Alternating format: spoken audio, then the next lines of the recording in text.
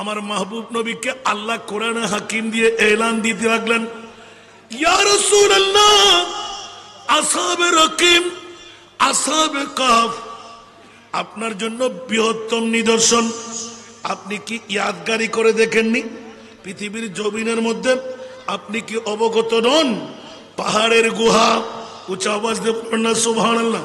তাহলে বুঝা গেল আল্লাহর ওলিরা যেখানে কদম রাখে অগাট গাঁট হয়ে যায়, অমানুষ মানুষ হয়ে যায়, ঠিক না?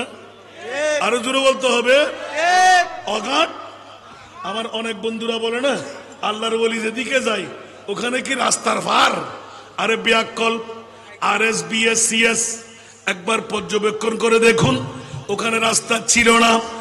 আমার মুনিব বন্ধুর কারণে অগাটকে গাঁট বানিয়ে দেন, অরাস্তাকে রাস্তা বানিয়ে দেন, জংলাকে বৃহত্তম বাজার বানিয়ে দেন। জোরে বলুন সুবহান। এটা হলো আল্লাহর ওলিদের নিশানা। উঁচা আওয়াজ দিয়ে বলুন সুবহানাল্লাহ। কারণ আল্লাহর ওলি যেখানে থাকে খোদার বন্ধুত্ব যেহেতু এসে আল্লাহর কোরআন বলে, ইন্না রাহমাতাল্লাহি করিবুম মিনাল মুহসিনিন। সুবহানাল্লাহ বলবেন না বাবারা? যারা ফোরা কপাল ওরা কি এখানে বসবে? যারা বড় কপাল ওরা কি না বসে পারবে? একটু মেহরবানি বসেন না। আল্লাহর কোরআনের একটা মশলা শিখেন না, 70 জন শহীদের চাইতে সওয়াব বেশি। তাহির ভাই তো আসবে, দেখতে পাবেন তো। মাহফিল যখন এক একজন হুজুরকে এক একজন বিষয় দিয়ে দিলেন, এক এক ফুলের মধ্যে এক এক খুশবু, ঠিক না? খোদার কসম যদি সূরা কাহফ নিয়ে আমার ব্যক্তিগত যে বুঝতে এসেছে এটা নিয়ে ওয়াজ করে 2-4 দিনও শেষ করা যাবে না। সূরা কাহফ শরীফ নিয়ে এত ইন্তেজামাত, শুধুমাত্র মুনিবের বন্ধু হতে পারলে তার মকাম কোথায় যাবে? সুবহানাল্লাহ। আল্লাহর বন্ধু হতে পারলে নাফাক কুকুর যার গায়ে বাজলে শরীর ধুয়ে নিতে হয়, সিটকা বললে পানির গোসল করতে হয়, আর ওই নাফাক কুকুরও জান্নাত পেয়ে যাচ্ছে। একটু জোরে বলবেন না সুবহানাল্লাহ। আর আজকালকার যুগে আমাদের সুন্নিদের মধ্যে কত ভণ্ডরা মেয়েও নাকি স্বপ্ন দেখে ওলি আল্লাহ। আপনার এলাকার হুজুর কই? আপনার এলাকার খতিব কই? আপনার এলাকার নাক্কার বান্দারা কই? ওরা দেখে না? তুমি মা বোন, তোমারও তো বাহাদুরি থেকে চলে আসলো। আর ওই দেখাটা সহি শুদ্ধ ইসলাম কোনদিন মেনে নেবে না। আল্লাহর ওলির পরিচয় হলো পঞ্জেগানা নামাজ দিয়ে, আল্লাহর ওলির পরিচয় হলো তাকওয়া দিয়ে, আল্লাহর ওলির পরিচয় হলো খোদাপ্রীতি দিয়ে। যেমনি ভাবে আসহাবে কাহফের 7 জন আল্লাহর বান্দা, যাদের মর্যাদায় কুকুর শুধু কুফের মুখের উপর শুয়ে থাকার কারণে, চকিদারি করার কারণে ওই কুকুরের মর্যাদা আল্লাহ বাড়াই দিল। একটু জোরে বলবেন না সুবহানাল্লাহ। আর এখন এমন কতগুলো ওলি আল্লাহ আছে, গোটা বছরকে বছর খেদমত করলো কোনো ফায়দা নাই। কারণ সে তো ওলি না, সে তো বলি, ঠিক না? সেজন্য একটু হুঁশ জ্ঞান ঠিক রাখবেন। ইসাল ইলাল মতলুব এরাতুত তরিক, ইসাল ইলাল মতলুব এরাতুত তরিক। ইরাতুত তরিক মানে, আমার ভাইকে আমি জিজ্ঞাসা করলাম, ভাইজান আমি এখান থেকে গাছবাড়িয়া যাব একটা বা বাসুরা মার্কেট যাব, আমি যা চিনি আর কি। তো ভাইয়া বলে দিলেন যে আমাকে, হুজুর আপনি এদিক থেকে উঠবেন, এতটুক যাবেন, ডান বাম ডান বাম ডান বাম হয়ে বাসুরা মার্কেট পেয়ে যাবেন। এটা হলো এরাতুত তরিক। এটা আমি মানি না। আমি মানি যে ঈসা আল মতলুব। হুজুর আপনি হাসান রেজা হুজুর না, আপনাকে আমি চিনি তো, একটু একটু আমাকে সময় দেন। সব কাজ বন্ধ রেখে হুজুর চলেন তো আমার পাশে বসেন। সুবহানাল্লাহ। হুজুর আপনি বাসুরা মার্কেট, আপনি গাছবাড়িয়া কলেজ চেয়েছেন, হুজুর এটা গাছবাড়িয়া কলেজ, এই দেখেন এটা বাসুরা মার্কেট, এই দেখেন, আসসালামু আলাইকুম, আমাকে বিদায় দেন। সুবহানাল্লাহ। সত্যিকার আল্লাহর ওলির কাজ হলো কোনজন খোদা, কোনজন নবী আসল সিরাতুল মুস্তাকিমের পথ কোনটি সেটা ধরাই না। যেমনি ভাবে আজকের বৈঠক নিয়ে একটু করে ইঙ্গিত দিয়েছিলাম, বন্ধুরা, বাবারা, মা আপনাকে বাঁচাতে পারবে না, বাবা আপনাকে বাঁচাতে পারবে না, একমাত্র কবরের মধ্যে আমার নবী গিয়ে আমাকে হাত ধরে বাঁচে। একটু জোরে বলবেন না সুবহানাল্লাহ। সেই জন্য প্রিয় রাসূলের বাণীর মধ্যে কোন আশেক জিনকা বড়ি দুনিয়া মে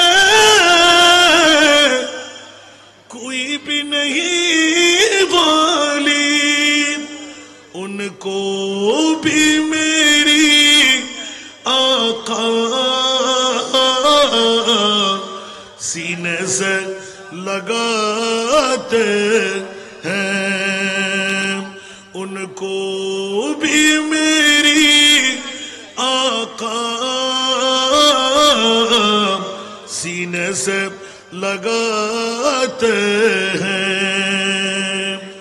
যারা মেলায় ঘুরতে লাগলেন, রাস্তায় দাঁড়িয়ে আছেন, দোকানে বসে আছেন, আপনার জন্য আজকে কেউ থাকবে না, কিন্তু খেয়াল রাখবেন যার জন্য কেউ নাই তার জন্য আমার নবী আছে। কিন্তু সম্পর্ক লাগবে কি লাগবে না? আর একটু জোরে বলতে হবে। এই জন্য বলেছিলাম যে এক নাম্বার যার নাম মাকসাল মিনা, আমার মুখে মুখে বলেন তো, এক নাম্বার যার নাম মাকসাল, আর একটু জোরে বলেন না। এক নাম্বার আসহাবে কাহফের 7 জনের মধ্যে প্রথম জনের নাম কি? মাকসাল। দ্বিতীয় জনের নাম ইয়ামলিখা, দ্বিতীয় জনের নাম ইয়ামলিখা, তৃতীয় জনের নাম মর্তুনাস, চতুর্থ জনের নাম বাইনুনাস, পঞ্চম নম্বরের নাম সারিনুনাস, 6 নম্বরের নাম জুনুয়ানাস, সপ্তম জনের নাম কাশাফিতা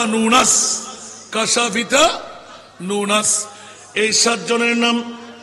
যে গুহার গর্ত চৌকিদারি করেছিলেন ওই কুকুরের নাম হলো কিতমির। এবার সামনে আসি, এই কুকুরের নাম সহ 7 জনের নাম যারা লিপিবদ্ধ করে আপন ঘরের দরওয়াজায় লিখে দেয়, সারা এলাকা জ্বলে গেলেও অসংখ্য নজির রয়ে গেল, ওই ঘর কিন্তু জ্বলে না। উচ্চ আওয়াজ দিয়ে বলুন না সুবহানাল্লাহ। পৃথিবীর জগতের মধ্যে মূলধনের উপর এই 7টি নাম এবং কুকুরের নাম যদি রেখে হয়, ওই হাত মালের উপর চোরের হাত লাগে না, ডাকাতের চোখ পড়ে না, আন্ধা হয়ে যায়, সব মাল লুণ্ঠন হয়। এই 7টি নাম যার উপর থাকবে, ওই নামগুলো ধরে ধরে ওই কোন ডাকাত আর চোরের চোখ থেকে সরে যাবে। উচ্চ আওয়াজ দিয়ে বলুন না সুবহানাল্লাহ। বন্ধুরা আমার, 3য় নাম্বার, নৌকার মধ্যে উঠলাম, পকেটের মধ্যে রাখলাম, ইয়াতবা সম্পদের উপর রাখলাম, জাহাজ উপরের উপর রাখলাম, প্রত্যেক বরকতের কারণে পানিতে নিমজ্জিত হয় না। উচ্চ আওয়াজ দিয়ে বলুন না সুবহানাল্লাহ। 4র্থ নম্বর, পলাতক ব্যক্তি যেই নামের বরকতে ফিরে আসে। এটা আমি একবার প্র্যাকটিক্যাল দেখলাম। চাকর ছেড়ে চলে গেল, ঘর থেকে বেরিয়ে আমি হঠাৎ করে সূরা কাহফের তাফসীর যখন দেখলাম, আস্তে করে লিপিবদ্ধ করে তার নামের উপরে তার নামের নিচে লিপিবদ্ধ করে তার যে শয়নের চৌকি আছে না, ওই চৌকির বালিশের নিচে রেখে দিলাম। আল্লাহু আকবার। 7 দিনের মাথায় দেখতে পেলাম ওই কিতমিরের নাম, 7 জন আসহাবে কাহফের নাম। ওই ছেলে কখন আসতো জানি না, কেমন করে ঢুকলো জানি না, তার শয়ন ঘরের মধ্যে শোয়া। ফজর বেলা উঠে আওয়াজ দিতে লাগলো এরকম করে, কিরে আমাদের চাকর ছেলে তো নাই, ও আসলো কোত্থেকে? আমি, আমার সৎমা ছিল, ওনাকে, আম্মু একটু খবর নাও, সামনের ঘরের মধ্যে কে আসছে, ওখানে কোনো বিলাই ইঁদুর পড়লো কি? বলে যে না না না, তোমাদের চাকর ছেলে রাত্রে এসে গেছে। জোর বলবো না সুবহানাল্লাহ। সূরা কাহফ শরীফের 7 জনের নাম আর কিতমিরের নাম। উচ্চ আওয়াজ দিয়ে বলুন না সুবহানাল্লাহ। পলাতক ব্যক্তি আবার নিজে এসে গেল, জিজ্ঞাসা করলাম তুই আসলি কেন? বলে যে 3 দিন যখন আমার পার হয়ে গেল, 4র্থ দিন আমার মাথা ঘুরাইতে লাগলো, কি করলাম। কি অন্যায় করলাম, কি অপরাধ করলাম, কেন আমি চলে আসলাম? ওরা তো আমার কোনো ক্ষতি করে নাই। এই জন্য পেট পুরার কারণে, অন্তরে লাগার কারণে আমি দৌড় দিয়ে চলে আসলাম। উচ্চ আওয়াজ দিয়ে বলো না সুবহানাল্লাহ। বন্ধুরা, বাবারা, পঞ্চম নম্বর, কোথাও আগুন লাগলে এই নামটুকু কাপড়ে লিখে বিজয়ে এইরকম দলা করে মেলা দিলে আগুন আস্তে আস্তে নিষ্পেষণ হয়ে যায়। উচ্চ আওয়াজ দিয়ে বলবেন না সুবহানাল্লাহ।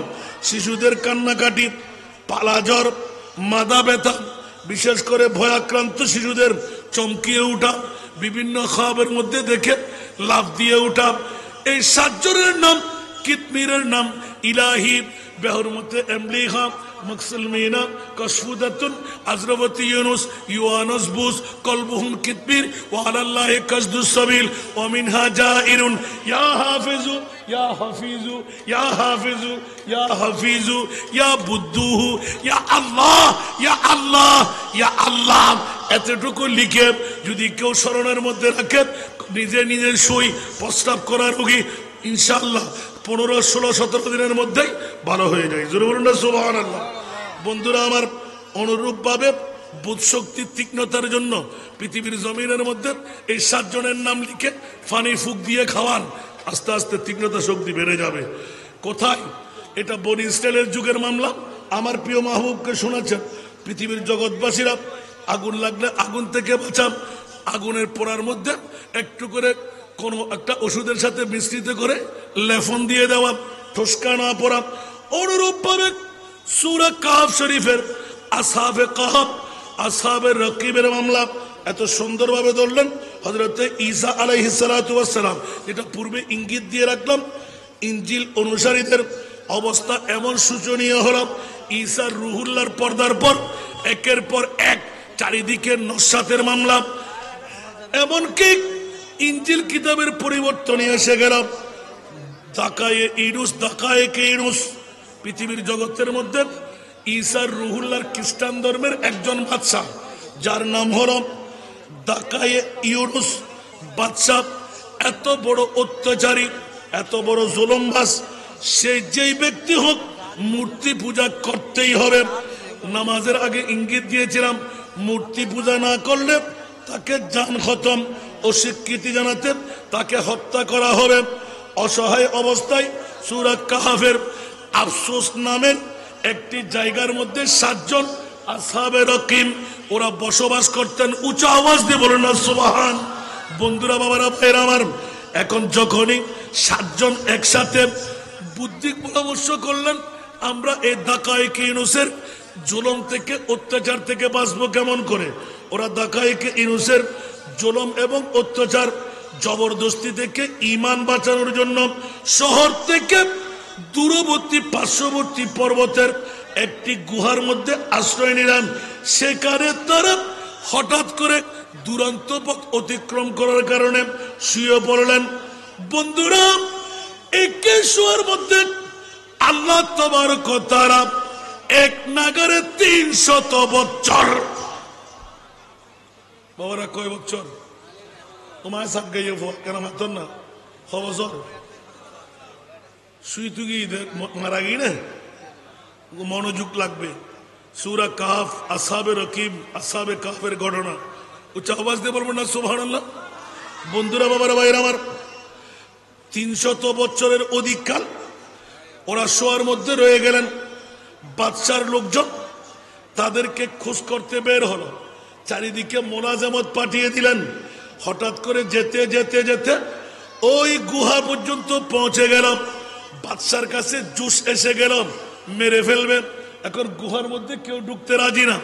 আস্তে করে করলেন কি, গুহার মুখটা দেওয়ার দিয়ে, সীসা দিয়ে বন্ধ করে দিলেন, যেন আসহাবে কাহফের ওই 7 জন কুকুর সহ মরে যায়। নাউজুবিল্লাহ বলবেন না। এখন কুকুরও ঘুমে রয়ে গেল, 7 জন ঘুমে রয়ে গেল। এখন তারা তো উপর দিয়ে সুন্দর করে কি করে দিল, দেওয়াল আটকে দিল। সুবহানাল্লাহ। তো এখন নিঃশ্বাস বন্ধ হয়ে গেলে ওরা কি আর বাঁচতে পারবে? স্বাভাবিকভাবে মারাই গেল। এইভাবে গুহার আশ্রয় নিয়ে যখন বাদশার দাকিয়া ইউনুসের যখনই নিজের সমর্থ খতম হয়ে গেল, বাদশাহ নিরুদ্দেশ হয়ে গেল, গুহাটির মধ্যে মুখ জাম করে দিয়ে আলাদাভাবে দায়িত্ব পালন করা শুরু করে দিলাম। একজন সৎ লোককে ওনার ওই গুহার চৌকিদারি দিলেন, খবরদার এই আসহাবে কাফের এই গুহার সামনে যেন কেউ হাত লাগাইতে না পারে, ঠিক না? এখন উনি ছিলেন একজন সৎ লোক, ভালো লোক, জিন্দা 7 জন মানুষকে মেরে ফেলবে, এটা তো ভালো কাজ হতে পারে না। ওরা 7 জনের লিস্টে নিলেন, 7 জনের নাম নিলেন, 7 জনের খুঁদাই করে সবকিছু লিস্টি তৈরি করে একটা পাতিল তৈরি করলেন, ওই দেওয়ালের ভিতরে পাতিলটা ঢুকাইয়ে দিলেন। এখন নিজে একটা চেয়ার নিয়ে বসে রইলেন, উচ্চ আওয়াজ দিয়ে বলুন না সুবহানাল্লাহ, যাতে তারা সেখানে মৃত্যুবরণ করবে। সরকারি আমলাদের মধ্যে যাদেরকে এই দায়িত্ব দেওয়া হয়, একজন সৎ লোক পড়ার কারণে সেই অসহায় গুহাবাসদের জন্য সংখ্যার মধ্যে গুণাপড়া করে একটা উন্মুক্ত পলক, যেটা হাড়ি বা স্টিলের পাতিল বলা হচ্ছে, জোরে বলুন না সুবহানাল্লাহ, এই পাতিলের মধ্যে সংরক্ষিত করে দিলেন। বর্ণিত হলো যে এই ধরনের একটি পলক শাহী মহরের কাছে পাঠিয়ে দিলেন। স্বল্পদিন পর বাচ্চার মৃত্যু হয়ে গেল। এরপর কয়েক যুগ অতিবাহিত হল, সালতানাত পরিবর্তন হয়ে গেল। শেষ পর্যন্ত একজন নেককার বাদশা ক্ষমতায় এসে গেল। এবার খেয়াল রাখবেন, দেশের মধ্যে অন্যায় যখন বেড়ে যায়, জেনা যখন বেড়ে যায়, অত্যাচার যখন বেড়ে যায়, ভালো সৎ একজন বিচারক আসবে না, অন্যায় অসৎ বিচারক আসবে, গেট চাপা দিয়ে মানুষকে ঠিক করবে, ঠিক কিনা? আরো জোরে। সেই জন্য এলাকাকে ঠিক রাখেন, সৎভাবে চলতে পারবেন।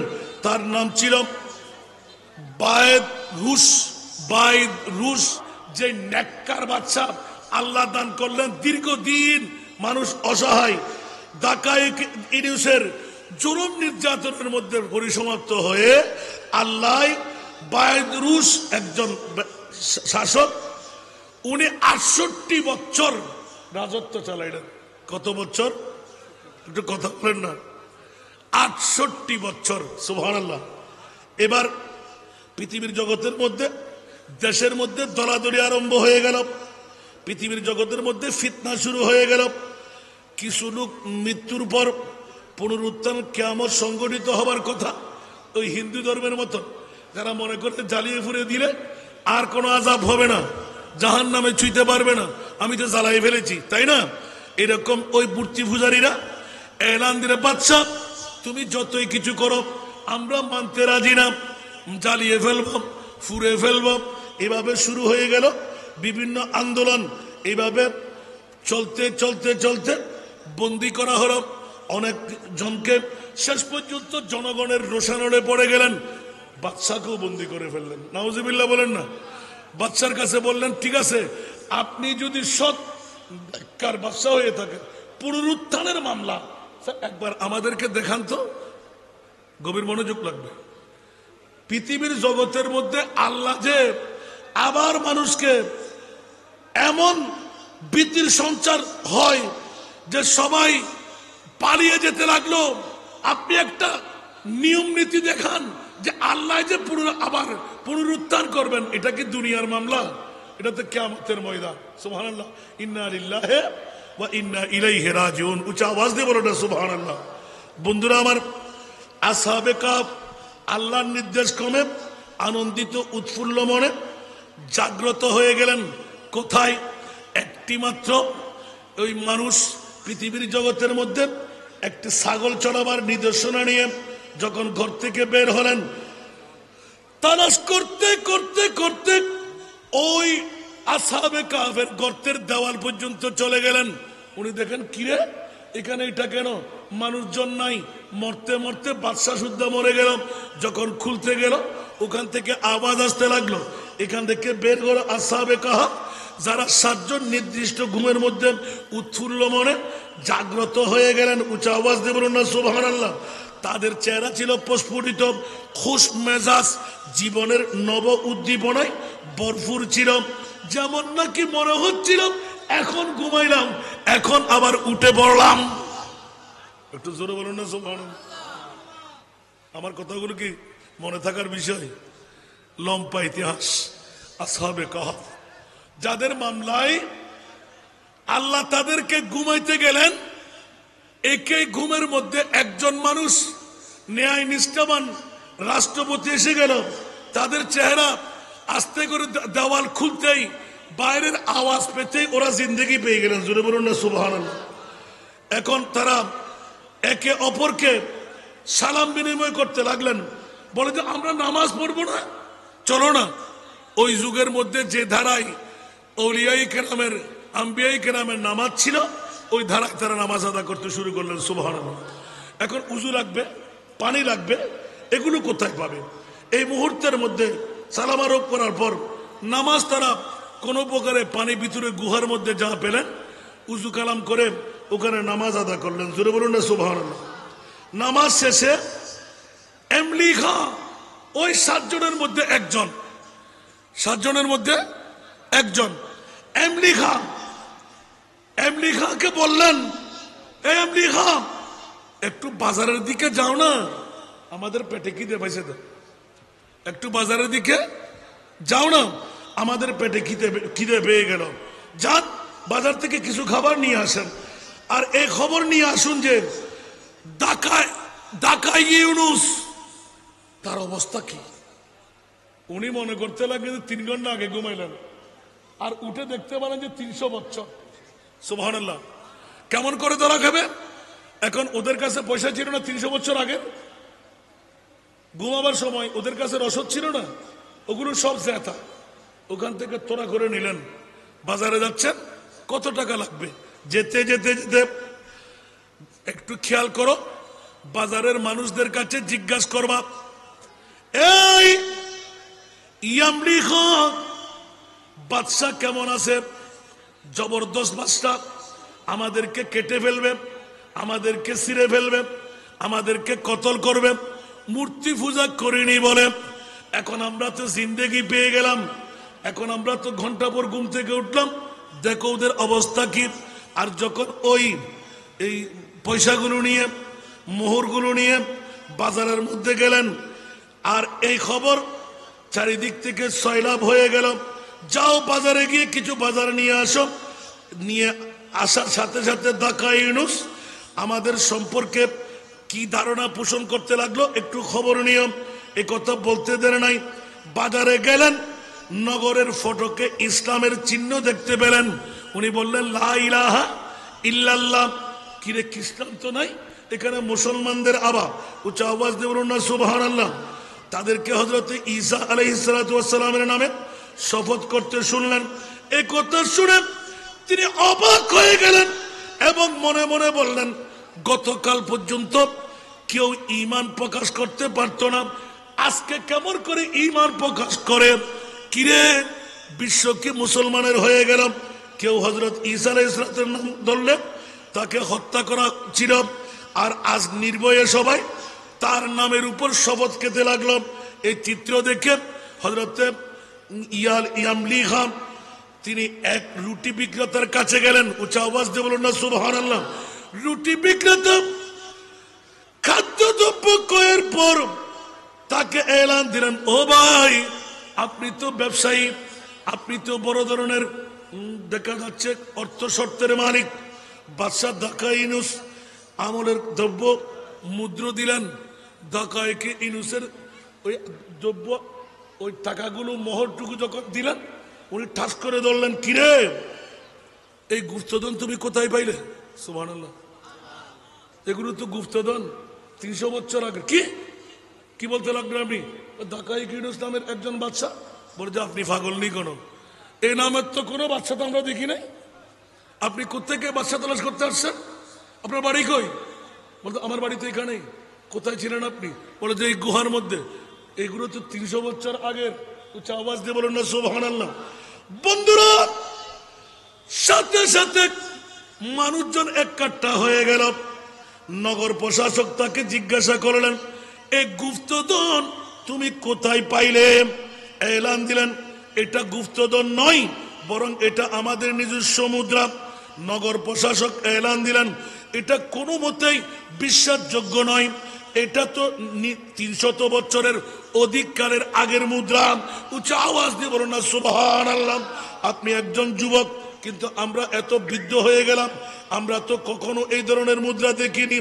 ইয়ামলিখা বললেন, আমি যা বলছি সত্যই বলছি, জিজ্ঞাসা করব তার সঠিক জবাব দেন। এবার যখন আপনাদের সমস্যার সমাধান হয়ে যাবে, বলে যে এ বন্ধু, 300 বছর আগের এই মুদ্রা নিয়ে এই বাজারে তুমি কেমন করে আসতে? নিশ্চিত এটা অবৈধ, এই টাকাগুলো কোনো কাছে রক্ষিত ছিল, আপনি নিয়ে এসেছেন। এখন জিজ্ঞাসা যখন করলেন, বাদশাহ দাকাইকে ইউনুস কোন অবস্থা কোন খেয়ালে আছেন? নগর প্রশাসক বললেন, না না না, বর্তমান সে নামের কোন বাদশাহ আমাদের কাছে নাই, এই পৃথিবীতে নাই। অবশ্যই শত শত বছর আগে ইতিহাস করে দেখি, দাকাইকে ইউনুস নামের একজন বাদশাহ আমাদের এই দেশে শাসক ছিল। সেই খ্রিস্টান ধর্ম পাল্টায় দেবদেবীর পূজা শুরু করেছিল। এখন আস্তে আস্তে তার ব্রেনে ঢুকতে লাগলেন, বর্তমান সে নামের কোন বাদশাহ এই পৃথিবীতে নেই। সেই জন্য তিনি এলান দিলেন, গতকালই তো আমরা তার এই ভয়ে প্রাণ রক্ষার জন্য এই গুহার মধ্যে গিয়ে থেকেছিলাম।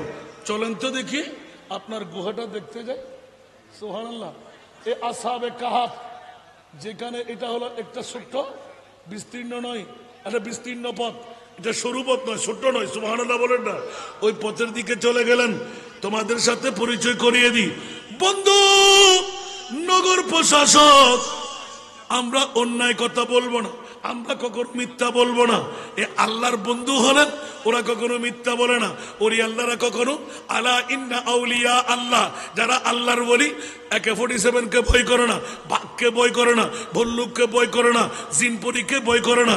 ওয়ালা হুম ইয়াহজানুন, ইন্তেকালের পরে মুনকির নকির প্রশ্ন করবে, মান রব্বুকা ওয়া মা দীনুকা ওয়া মান নাবিয়ুকা ওয়া মান হাদার রাজুলুল্লাযী বুইসা ফি আই মা কুনতা তাকুলু ফি হক্কে হাদার রাজুল। খবরদার, আল্লাহর বলিরা কখনো ছা নিয়ে কোনো পরিশান হয় না। উচ্চ আওয়াজ দিয়ে বলুন না সুবহান। এবার বুঝতে পেরেছেন ওলিউল্লাহ কারা? যারা দুনিয়াতে কোনো মওতকে ভয় করে না, ইন্তেকালের পরে মুনকির নকিরের প্রশ্নের জন্য কোনো দায়বদ্ধ মনে করে না। সুবহানাল্লাহ। ওদের নাম হলো ওলি আল্লাহ। ওদের নাম কি? তো টুস করে উঠলে দূর দে দেখে ওলি আল্লাহ বলি আল্লাহ। আল্লাহ আমাদেরকে হেফাজত করুক। সেই জন্য কোয়ারি করে দেখবেন, কোন ভণ্ডকে ওলি আল্লাহ বলবেন না। যদি ভণ্ডকে ওলি আল্লাহ বলেন, তাহলে নিশ্চিত আপনি বড় খসারার মধ্যে, ধ্বংসের মধ্যে পড়ে যাবেন। এ কথা খেয়াল রাখবেন। সনাতনিয়া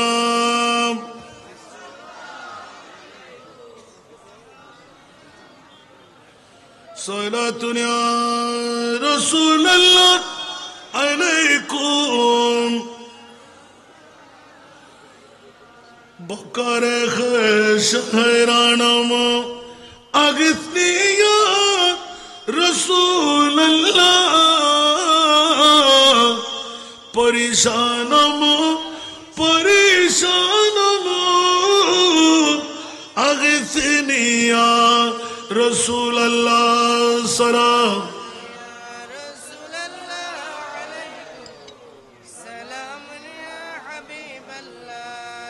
সাহাব কস নওয়াজি কুন তবি বাঁচা রসাজি কুন মরিজ দর্দ ইসয়ানম আগিসনি ইয়া রাসূলুল্লাহ সালাম।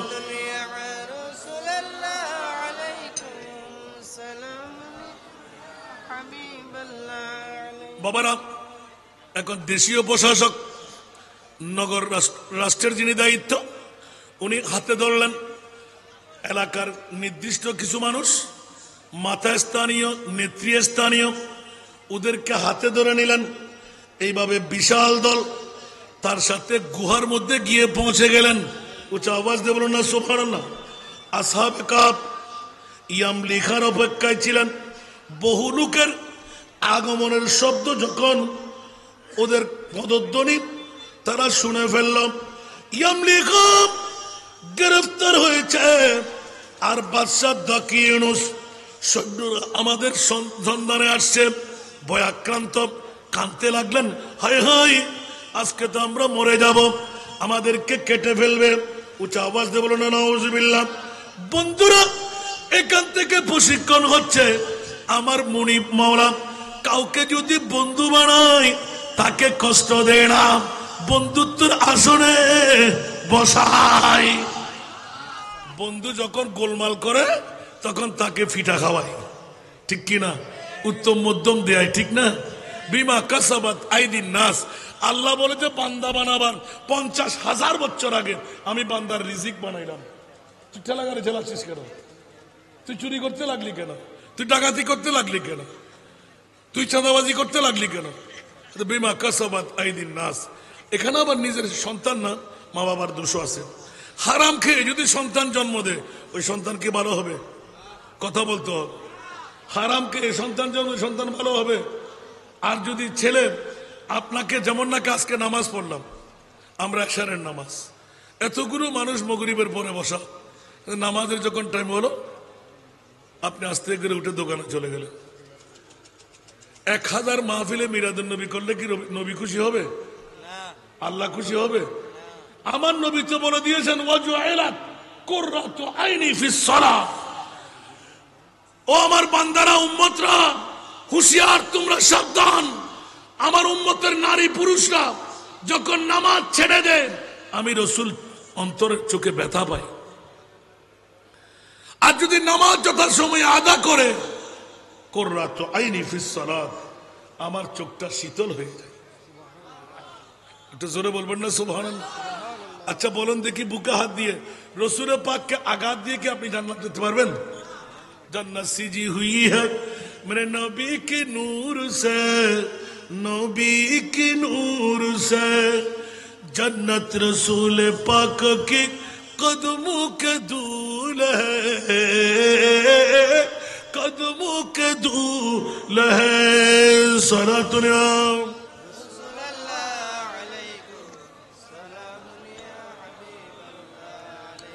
আমরা জান্নাত জান্নাত জান্নাত। আরে বাবা, জান্নাত জান্নাত তো মুস্তাফার কদমের ধুল দিয়ে তৈরি। সুবহানাল্লাহ। জান্নাত পেতে গেলে তো মুস্তাফার জামিনদার নিতে হবে, ঠিক না? নবীর সাথে দুশ্মনী রেখে জান্নাতের আশা করতে পারেন? কথা বলতে হবে। দাড়ি, ফাগরি, টুপি, পাঞ্জাবি, মিসওয়াক, ঢিলা, আবা কাবা সব কিছু ফিটফাট, কাজ আসবে নি? কথা বলতে হবে। কাজ আসবে? আবা কাবা, পাগড়ি, জুব্বা দেখতে বড় শান, মুনাফিকের বড় ভাই তারা দাজ্জালের সমান। কষ্ট লাগে। আবা কাবা, পাগড়ি, জুব্বা দেখতে বড় শান, মুনাফিকের বড় ভাই তারা দাজ্জালের সমান। উপরে তার নামাজ রোজা দেখতে লাগে কতই সোজা, উপরে তার নামাজ রোজা দেখতে লাগে কতই সোজা, অন্তরে তার বিষে ভরা ইবলিস ও শয়তান। প্রভু দয়াবান, আমার প্রভু দয়াবান, আমাদের বানাইল অতি ভাগ্যবান। এমন নবী দান করিলাম নাই তার সমান, সেই নবীর গোলামিতে জান করো কুরবান। সালাতুল্লাহ।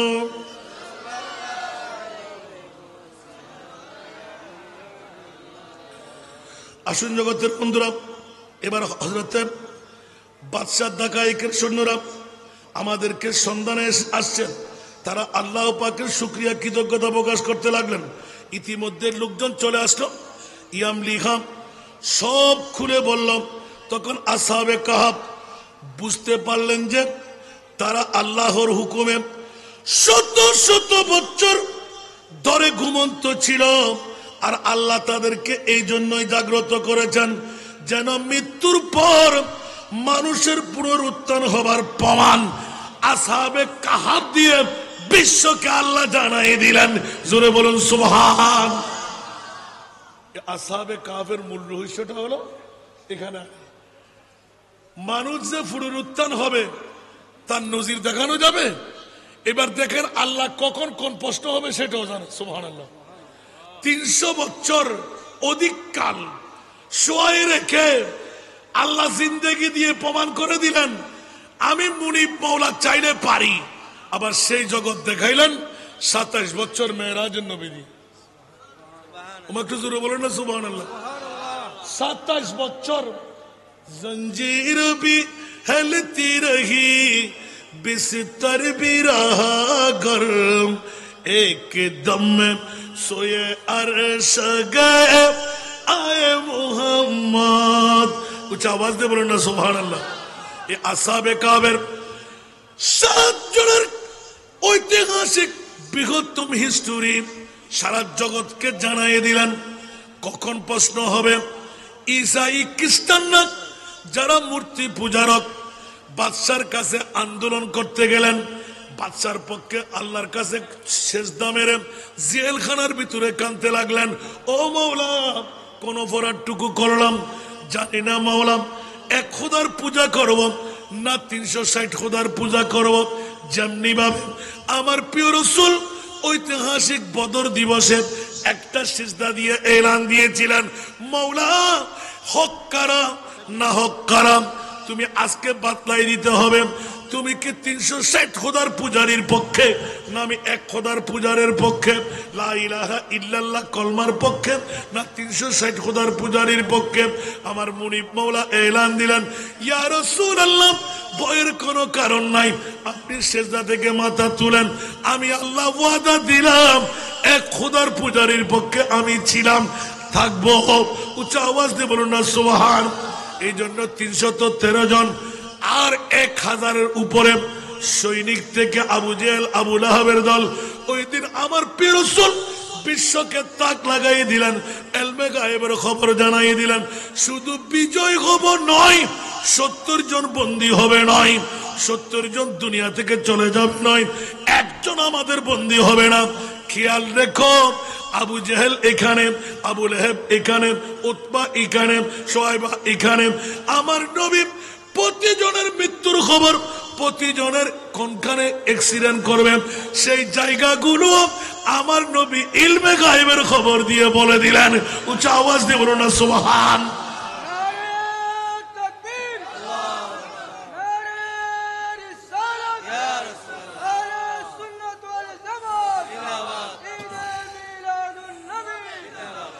বন্ধুরা, বাবারা, ভাইরা আমার, পৃথিবীর জগতের মধ্যে এই সূরা কাহফের একদম শেষের দিকে 60 নম্বর যে আয়াতে কারিমা, ওখানে হযরত মূসা আলাইহিস সালামের ঘটনাটা ইঙ্গিত করেছে। ওটা বলতে যাব রাত শেষ হয়ে যাবে। সুবহানাল্লাহ বলেন না। আর যাচ্ছি না আমি, শুধু আসহাবে কাহফ নিয়ে শুধু আপনাদের ছোট্ট করে ইঙ্গিত। অসংখ্য তফসির, তফসিরে খাজান, তফসিরে মাদারিক, তফসিরে আনোয়ারুল বয়ান, তফসিরে নুরুল কবির, ওরে বাপরে বাপ, অসংখ্য মুফাসসিরে কোরআনরা এখানে আসহাবে রাকিম আর আসহাবে কাহফ নিয়ে একটু দ্বিধা করেছেন। বিশেষ করে আল্লামা ইসমাইল আবু আব্দুল্লাহ মুহাম্মদ ইবনে ইসমাইল বুখারী শরীফের মধ্যে আসহাবে রাকিম আর আসহাবে কাহফের মামলায়, জোরে বলুন না সুবহানাল্লাহ। আবার অনেক মতভেদকারীরা বলেছেন না, দুইজনের একই মামলা, ঠিক না? বড় কঠিন মামলা ছিল। আল্লাহকে এক বলে ধরে রাখার জন্য পাহাড়ের গুহায় গিয়ে, মাওলা তুমি আমাকে বাঁচাবে না রাখবে, সেটা তোমার মামলা। আমরা জান কোরবান করব, তারপরেও মূর্তি পূজা করব না, কিন্তু মুনি মারলে তুমি মারবে। ঢাকায় ইনুস কেন মারবে আমাকে? সুবহানাল্লাহ, একটু জোরে বলুন না সুবহানাল্লাহ। পৃথিবীর জগৎবাসীকে কি তারতম্য করে দিলেন। ওয়াহদানিয়তের মাকামটুকু আল্লাহর প্রীতি ভালোবাসা অর্জনই হয়ে যায়। তার জন্য কিতাবুর রিকাক বুখারী শরীফ আমার এক ভাই আমার কানে তুলে দিলেন যে বড় আফসোস লাগে, ওলি আল্লাহর এই মকাম, ওরা তো 300 বছর পর জিন্দেগি। আর আমার প্রিয় রাসূল বলতে লাগলেন, আউলিয়া আল্লাহ লা ইয়ামুতুনা ওয়ালাকিন ইয়ান্তাকিলুনা মিন দারিন ইলা দার। উচ্চ আওয়াজ দিয়ে বলুন না সুবহানাল্লাহ। ওলি আল্লাহরা কখনো মরে না, বরঞ্চ কলবে মকানি করে, ঠিক না? আর ওলি আল্লাহদের মকাম কোথায়? লাহুম মা ইয়াশাউনা ইনদা রাব্বিহিম যালিকা জাযাউল মুহসিনিন। উচ্চ আওয়াজ দিয়ে বলুন না সুবহানাল্লাহ। লাহুম মা ইয়াশাউনা ইনদা রাব্বিহিম, ওরা যা চায় পৃথিবীর জমিনে তা পায়। একটু জোরে বলুন না সুবহানাল্লাহ।